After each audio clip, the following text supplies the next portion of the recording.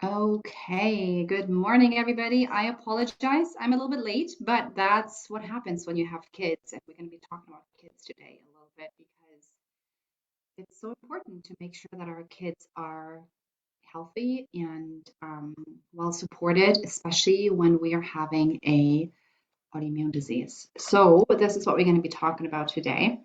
I'm just going to wait a few minutes to see if somebody's hopping on live. I'm actually going to go into my group to see comments because I'm live streaming from Zoom and I cannot see any comments. So I will actually go in here and see if there is any comments. So when you hop on, I will also go live in my IG account because I promised my IG people I will go live there as well. So if you when you hop on, do me a favor and let me know where you're tuning in from so that I can say hi and that I can address you. Let me know who you are. Um, Let me see. Hello. Okay, so we are just going to be waiting a few more seconds here. I just want to make sure that everything is set up properly. Today, we're going to be talking about our children. So there's always that time of year when I get my annual lab tests done with my daughters, who are now 11 and 13. And I have been, of course, really keeping an eye on my daughter's, symptoms and all of these things because of my own Hashimoto's. And I'm bringing up this topic. It's a little bit of a different topic today, talking about our children because it is it's such an impactful change in our lives when we are being diagnosed with an autoimmune. And when we have children, we create this fear and the worry that our children might be going down the same route. And it can really affect our health in return, and it can also affect our children's health at the same time, because um, if we are projecting our fear and our worries onto our children, they are energetically aligned with us. They can feel it. They can tell when we are worried, and it's not helping. So that is why I really wanted to address this topic because the appointment is coming up. Hey, Renee, nice to see you on here. The appointment is coming up with my daughters, and I'm always nervous. I'm not gonna lie, I'm always nervous when that time of year comes around because, of course, I want to make sure that my children are in a good space and that they keep healthy and that they avoid the same journey that I have had to travel. So that is why. However, just one more second. I'm just going to check one more time in my group because I do want to make sure that I'm not going to miss any comments that are coming in. Okay, so I think I'm good. I'm all set up here. So if anybody leaves me a comment, I'll be happy to answer.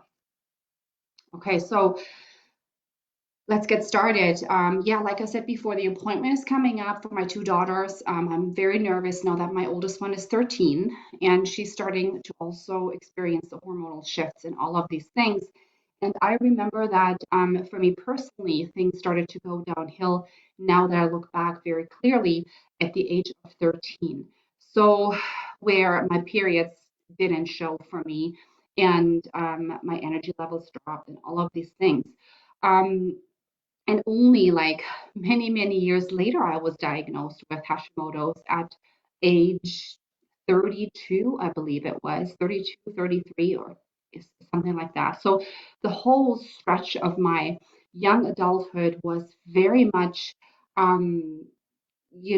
impacted by my symptoms, which I thought were normal. However, of course, they were not. So, hey, Katie, nice to see you on here too.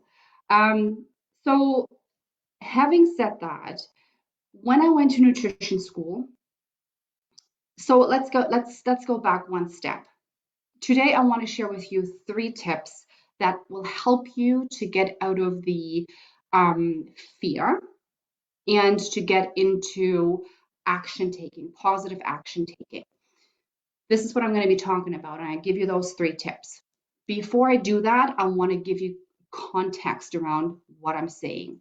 And I will share a little bit about my own story so that you know where I'm coming from and maybe it resonates with you. Maybe you're going through something similar right now with your children. Um, so my children were really young when I was diagnosed. They were under the age of 3. I had a newborn and I had a toddler. So my health was, of course, it was very much affected by my symptoms. Um, and when I was diagnosed, I was starting because of my own health as well. I started to become very anxious around my kids' health. I started to worry all the time. I started to become almost fearful around what if my children, both girls, are going to have the same issue as I'm having. Like, what is their um, life going to look like? And so I was caught up in that state of fear and worry, and which was in turn affecting my health at the same time. It was that very intense energy in our house where I wasn't able to look after my children because I was very fatigued, I was very weak, I was very inflamed. And at the same time, I couldn't give my children the right type of energy, the right type of support. And in turn, I I shared with them that negative energy, which I realized was affecting them. And I say that because I want to share one little nugget with you with my daughter, my oldest daughter, when she was, I think it was, she must have been around 5 or 6-ish, where she literally, we sat down and we were getting ready to get outside for a walk.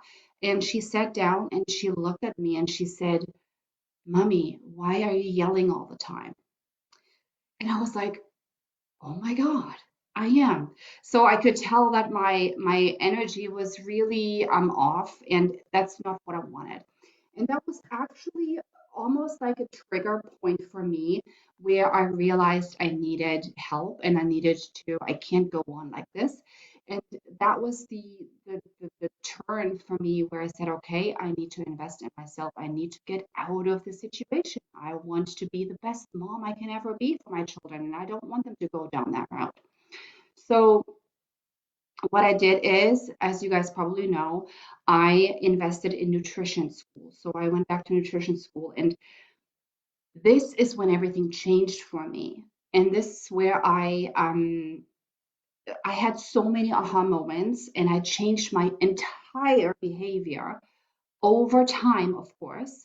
It doesn't happen overnight, but I am in a place now where I can absolutely say that I have full faith that my children are not going to go down the same route than myself.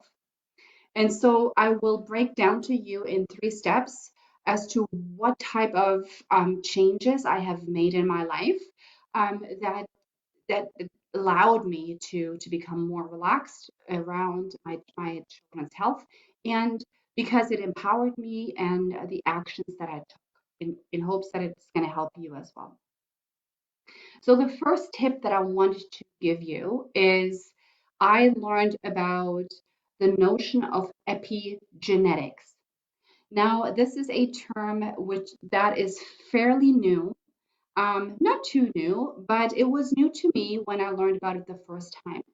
So if you know what epigenetics is, let me know. Give me a hands up in the comments. If you watch that in replay, let me know. Type in the comments that you already know what epigenetic means. Um, if not, I didn't know. I will explain it to you in a second. So epigenetics, I was going to pull up the definition for you guys, but I don't think I can right now. That is okay. So epigenetics is a term that was created, I think, about 100 years ago or so. It's not not too long ago. It's a branch of science that studies how our environment is influencing our genetic expression. Yes, the impact your environment has on you, on your genetic expression. So, and that is the key part. Because um, before that was discovered, allopathic medicine was very much focused on genetics only. So it was always, I was being taught as a child that if you have the wrong set of genes, you're basically doomed. It's just a matter of time that you are experiencing the same issues that your family members, close family members have experienced, which in itself is causing a lot of stress and a lot of fear, right? My mother was diagnosed with pancreatic cancer. My father had heart disease. I mean, it's my grandmother had type 1 diabetes. I mean, it's not something that you grow up with and you're happy to hear if you believe in the gene theory only. So when I learned about epigenetics and we dove deep into it, it was almost as if I felt this huge relief in my life. I felt, oh my God, I do have a certain amount of influence, not only on myself, but also on my children. I felt all of a sudden so motivated, so empowered in to make changes in order to help not just myself, but also my children. And I just wanted to share that with you because as a mother and human nature, generally speaking, which is something I'm working on to change, is our focus always goes to a negative outcome first. Our society, we are being programmed to focus on what if something happens? What are we going to do if something happens? And that something that's going to happen is typically not positive. So we're almost like automatically gravitating towards something negative that happens so that we can make changes, so we can proactively think about solutions in order to circumvent that, negative circumstance or to be prepared. However, this type of thinking, from what I have learned in my life, and I've been doing a lot of study around this type of thinking, when the focus is on something, your energy flows where focus goes. So if you focus on something negative all the time, this is what's going to happen in your life because you're programmed to almost expect something bad to happen. And so what if so I said to myself, and that is my first tip for you, what if I were to change this focus? What if I were to change my language and my thought patterns? And what if I were to say, I am so grateful that I learned about epigenetics, the concept of epigenetics. I am so grateful that I now understand that I can have a massive impact on my child's health by making the right choices for them or with them when they're getting older. So every time I feel that my anxiety is going up because I see some symptoms that are showing up for them. Every time my anxiety goes a little bit up because I'm having my annual checks with them to see if they're good or if something is off. I am deliberately changing my focus of thought patterns around. I have a lot of tools in my toolbox that I can use in any given situation. I have done anything in my power, in my action taking that I know of, and that I fully know that it's supporting my children's health so that they are not going down the same route. And what if something good happens? What if I get good results? So I focus on that. So I'm deliberately changing my language, my thought patterns to get me out of that worrisome state about my children and to get me back on track. And I also release. I also release a lot of trying to be in control. I also release in knowing that there is a power that that is not ours, and that every person on this planet has to be on their own journey. And whatever happens, happens for a reason. And if something doesn't go the way I want in my children's health, I know that it happens for a reason. But at the same time, I know that I am not freaking out because I have tools and strategies, nutrition, lifestyle changes set in place to do my part in order to support my children to not go down the same route I went down. So see those two components that I'm really focusing on. I'm letting go of worry. It's not helping myself. It's not helping my children. And at the same time, I'm releasing my control. Excellent. Oh, thank you. Hey, Terry, it's good to see you. So this is my first tip. It's something that takes practice, and it's something that I have been doing now for a few years. And I can tell you the energy, I can tell you that my oldest, and I always come back to my oldest child, and this is something maybe you can relate to too, is that my mother was diagnosed with pancreatic cancer when I was pregnant with my oldest child. I was under a lot of stress, under a lot of traumatic stress. I was just being diagnosed with Hashimoto's at that time. It was all encompassing. And I know that my daughter in my womb received that type of energy. So she was born very nervous. She's very nervous. She's very cautious. She's very, you know, I wouldn't say shy, but she's, it's not easy for her to get out of her shell. She worries a lot. She worries a lot.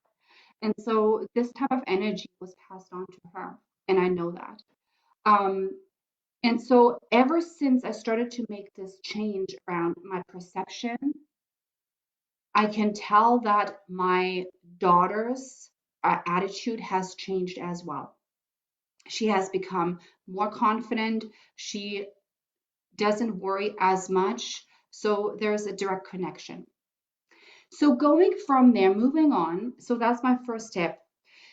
Knowing about epigenetics and focusing, changing your language, focusing on the positive outcome, focusing on your empowerment, what you can do in terms of supporting your children, changing your thought patterns and releasing control, which now goes into action taking. So when I learned about epigenetics, I was like, oh my God, I'm going to do anything I can in order to support my children.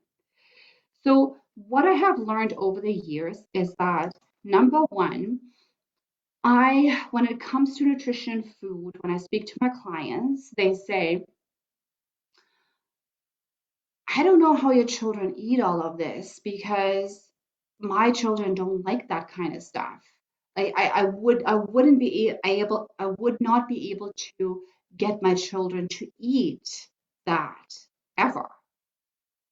And I sit back and I say, really? I would like you to try. Because children, what I notice, what I have come to realize is that children have this innate sense of curiosity from day one until they hit adulthood or young adulthood. Um, then they're already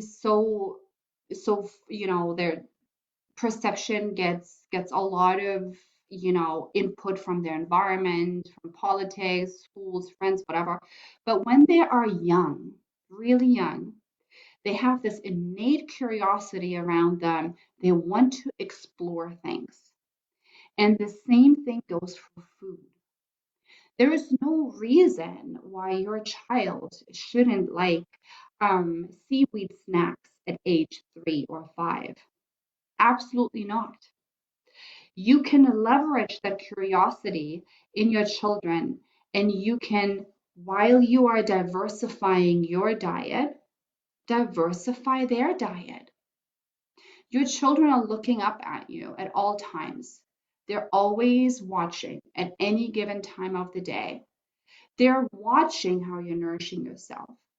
If you are starting to go on elimination diets galore or any sort of other diets, or if you talk about weight loss, or your children are observing you, they're seeing this as a default, and they're starting to compartmentalize that in themselves, and it starts to create a habit. So instead of saying, I cannot eat all of these foods because I am reacting to them or having food sensitivities, again, change your language and talk about all the foods that you can eat. Last week, I had a conversation with one of my clients, and I think she has a 2-year-old and a 5-year-old. We are starting to diversify her diet. And she says the most amazing thing that is happening is that my whole family's diet is changing. And all of a sudden, everybody gets excited about food and eating. Their, their her youngest one actually sat on her lap and wanted to try her shrimp that she was eating. They've never had shrimp before. So she tried the shrimp, and then they talked about shrimp and where they're coming from. Like, make it an educational session, if you will. Make it something fun. Leverage their curiosity. Give them foods, diversify their diet in a way where they maybe don't even know what it is, and you let them guess what it is. So often, what I see is that, we're starting to feed our children, we're having those standard vegetables and fruits that we go introduce. And then we are almost like going on a repeat and a rotation of those quite a bit. And then later on in life, when they're getting older and they have never been exposed to seaweed, they have never been exposed to miso soup, they have never been exposed to shrimp or any sort of seafood or seafood salad, or different types of grains or different types of vegetables. They don't know what it is. And they feel as if this is something out of the ordinary, and they don't want to try it anymore because it's weird, it's odd. When they get to a certain state, when they're getting older, I see a lot of my daughter's friends come here and they say, "Ooh, what is this? Does it taste good? Is it yucky?" It's because they were never exposed to diversity, never exposed to their curiosity around food was never leveraged, and you're not doing your children a favor that way. From a nutrition perspective, what you're doing is you are actually using epigenetics, the science of epigenetics, because number one, you're changing the environment.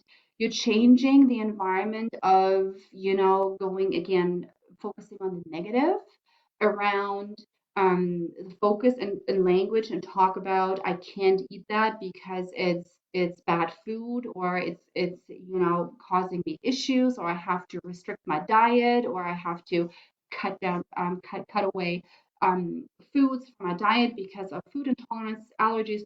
All of this negativity is going away, and you're starting to include lots of high vibrations, lots of good energy around food, lots of inclusiveness around food, the curiosity, learning, all of these things. So this is number one, that's the epigenetics part that you're utilizing. And number two is that the diversity of nutrients are also helping your children, because remember that your children are most likely born with a genetic predisposition, of course, because of your autoimmune, and and also probably a microbiome that wasn't optimal. So a lot of children show symptoms from an early age on with us with autoimmune, with eczema, with food intolerances themselves, with with skin issues, with ear infections. It's a lot of it has to do with your gut bacteria, with your microbiome that wasn't in, 100% when the child was born.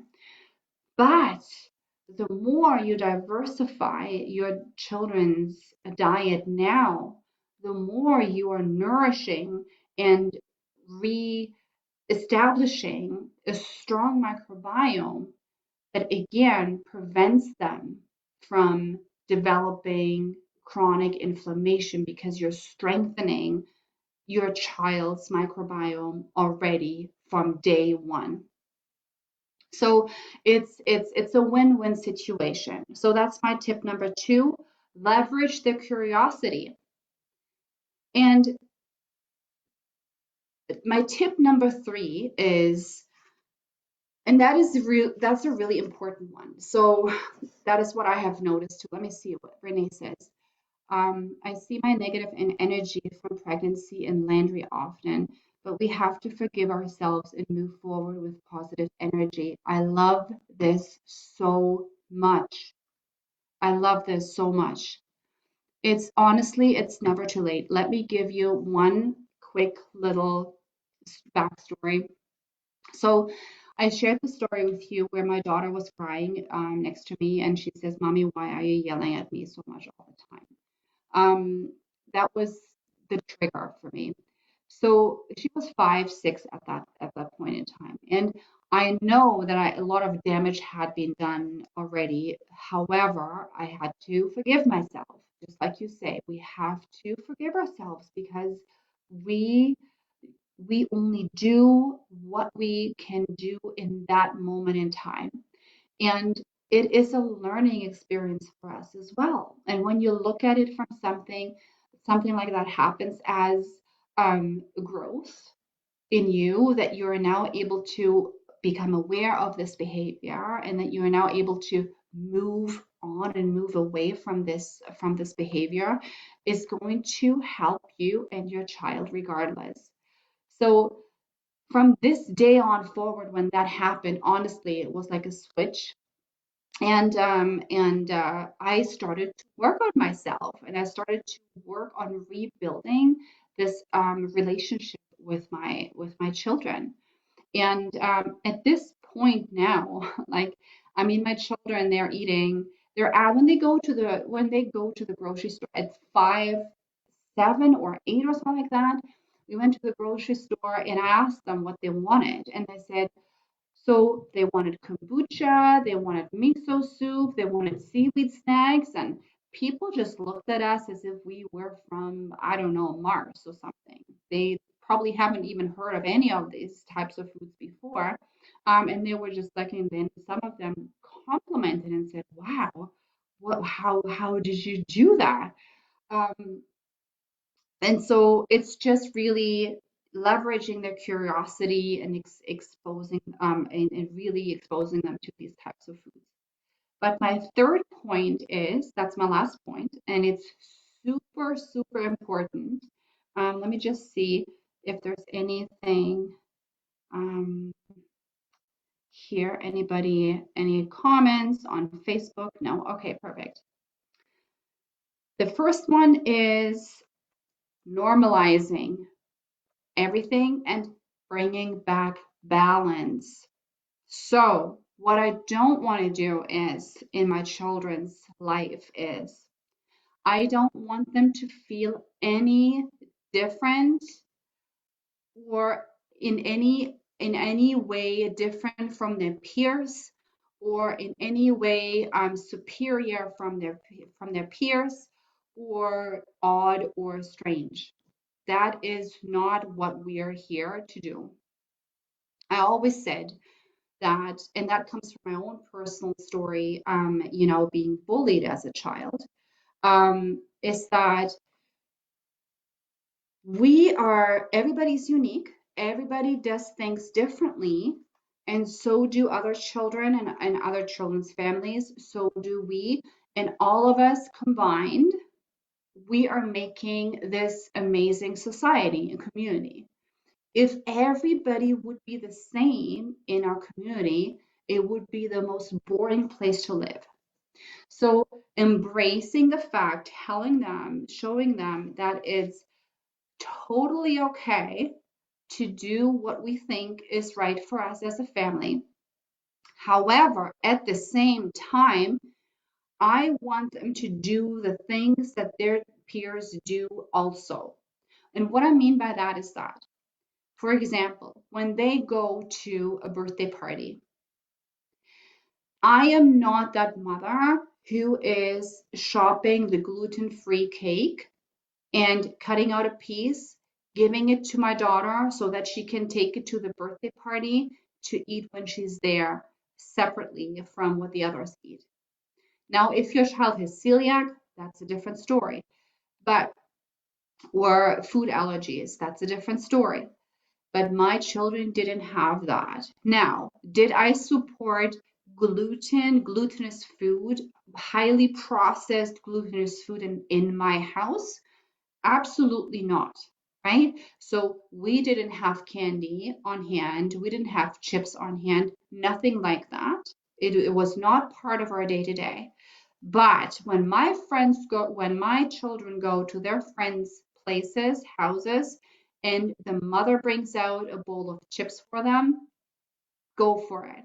I have absolutely no issues with it.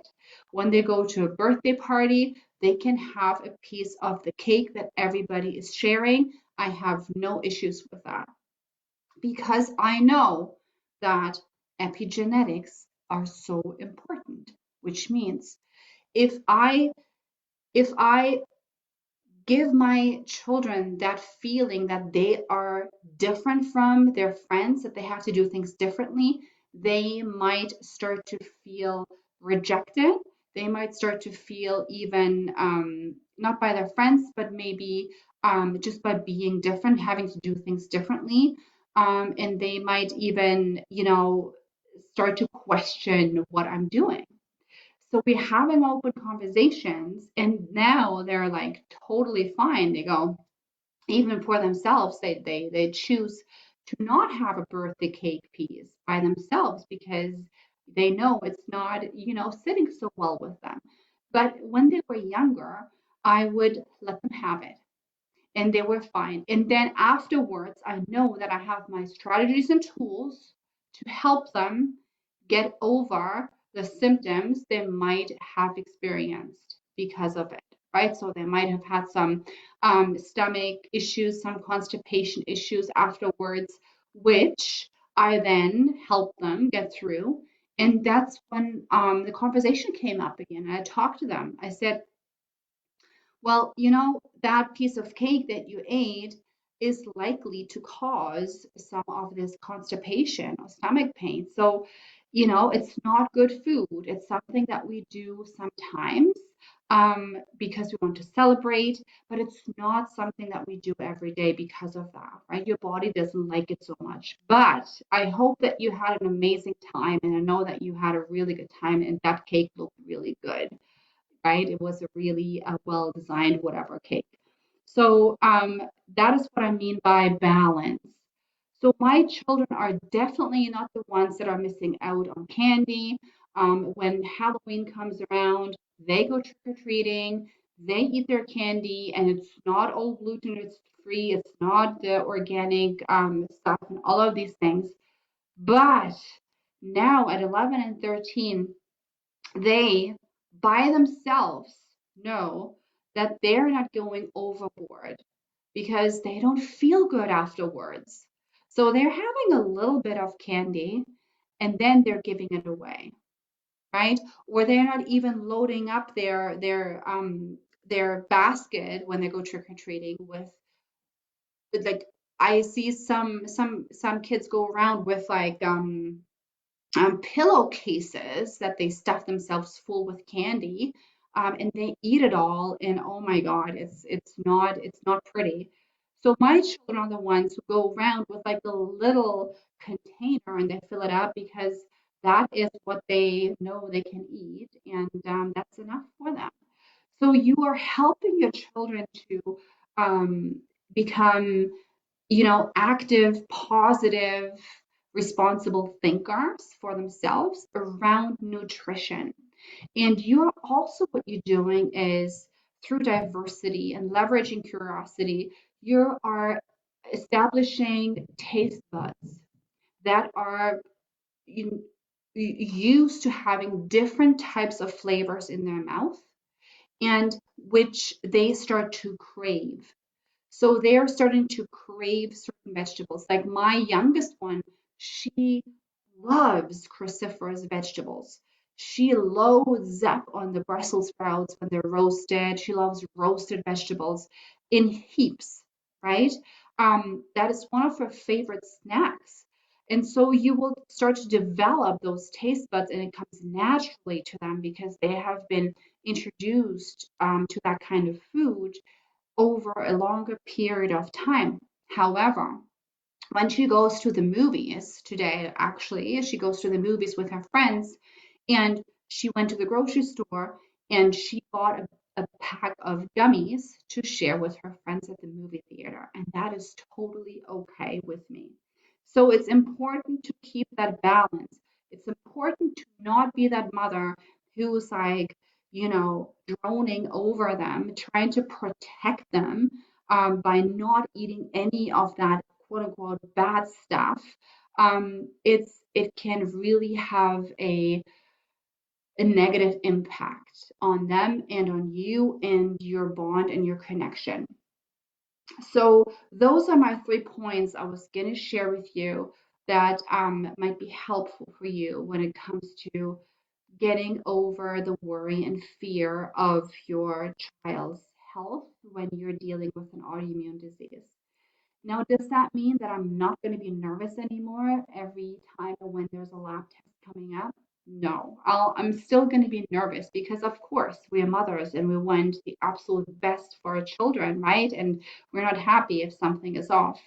But it allows me to not be overcome by negative emotions and fear and worry.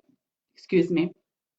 So I hope this was helpful for you guys, and it was just something that was on my heart. And if you feel that you want to, if you want to have more information around how I do things with my children, I'd be very happy to talk to you about that. It's one of my favorite topics. And if you are worried that you're not doing the right thing, or if you feel that you don't know how to establish some sort of balance in your life, reach out. I'm happy to help you. I'm glad it was helpful, Katie. I'm glad it was helpful. Okay, everybody. I hope that you guys are having a wonderful day, and I will see you again very soon. Okay, take care.